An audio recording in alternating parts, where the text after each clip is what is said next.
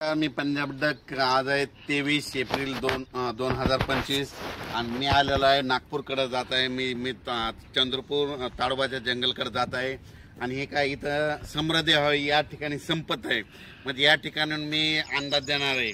आणि या नागपूरकडे आहे म्हणून सुरुवातीला सर्वात सांगतो की नागपूर भागातल्या सर्व शेतकऱ्याला सांगू इच्छितो की तुमच्याकडे म्हणजे 30 एप्रिल 1, 2, 3 मेच्या दरम्यान चांगला पाऊस पडणार आहे, गारपीट होणार आहे, म्हणून तुम्ही तुमच्या पिकाची काळजी घ्या। कारण की 30 एप्रिल 1, 2 मे 1, 2, 3च्या दरम्यान तुमच्या नागपूर भागामध्ये पूर्व विदर्भामध्ये चांगला गारपिटीसह वादळीसह पाऊस पडणार आहे, म्हणून तुम्ही हा अंदाज लक्षात घ्या। आणि योगायोगाने मी तुमच्या भागामध्ये ताडोबा जंगलाकडे जात आहे, म्हणजे ताडोबाला जात आहे। ताडोबा जंगल चंद्रपूर तिकडे एक प्रोग्राम आहे, तिकडे जात आहे आणि या ठिकाणी महाराष्ट्रातल्या सर्व शेतकऱ्याला अंदाज देत आहे।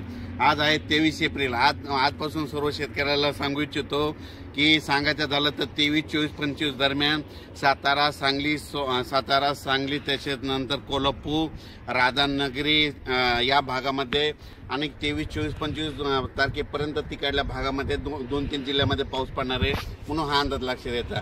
त्याच्यानंतर कर्नाटकमध्ये पाऊस पडणार आहे, तेलंगणाला पडणार आहे। त्याच्यामुळे काय होणार आहे, जे कर्नाटकच्या सीमालगतचे जे भाग आहेत म्हणजे उमरगा झालं, नांदेड झालं, त्याच्यानंतर धर्माबाद झालं, त्याच्यानंतर धाराशिव, जत, मंगसूळ या भागामध्ये पावसाचं सत्र ह्या 5-6 दिवस चालूच राहणार आहे, म्हणून हे अंदाज लक्षात द्यायचा। त्याच्यानंतर राज्यातल्या सर्व शेतकऱ्याला सांगू इच्छितो, ज्यांचा कांदा असेल, ज्यांच्या वीटभट्ट्या असतील, ज्यांचा गहू असेल, तुम्ही काय करा 30 तारखेपर्यंत तयारी ठेवा। कारण की राज्यामध्ये 1 मे पासून राज्यात वातावरण खराब होणार आहे, म्हणून हा अंदाज लक्षात द्यायचा। सांगायचं झालं तर मधल्या याच्यामध्ये उत्तर महाराष्ट्रात देखील 1 मे 1, 2, 3च्या दरम्यान एक पावसाची शक्यता आहे, म्हणून उत्तर महाराष्ट्रातल्या शेतकऱ्यांना अंदाज लक्षात द्यायचा। त्याच्यानंतर पश्चिम महाराष्ट्रातल्या शेतकऱ्यांनी 1, 2, 3च्या दरम्यान पावसाची शक्यता असल्यामुळे त्यांनी हे देखील आताच पूर्वकल्पना म्हणून अंदाज लक्षात द्यायचा।